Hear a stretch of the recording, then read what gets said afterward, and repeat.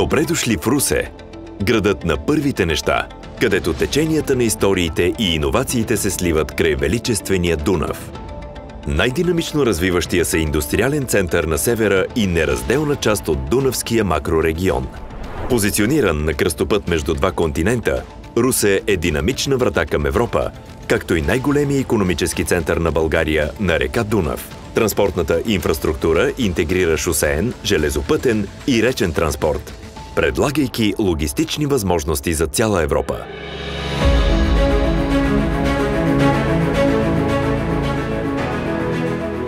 Целият комплекс от български пристанища, както и информационното обслужване на корабоплаването, се управляват от Държавно предприятие Пристанищна инфраструктура. Дунав мост свързва Русе с Румъния и е най-прекият път до столицата Букурещ и международно летище Отопени.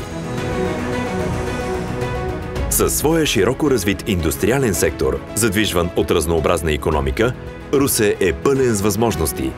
От тежко производство до високотехнологични IT решения. За стартиране на бизнес са необходими 1 седмица за регистрация, 1 евро първоначален капитал и до 100 евро годишни такси.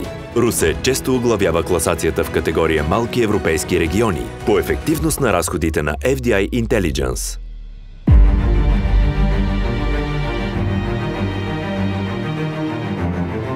Образованието и младите хора са богатството на Русе.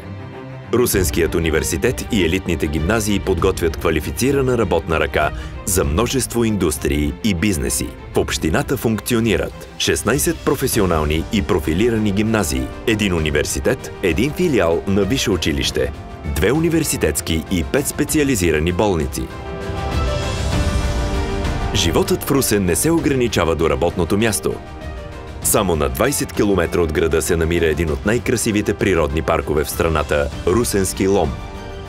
Богатият културен живот и усещането за общност го правят идеалното място за професионалисти и техните семейства.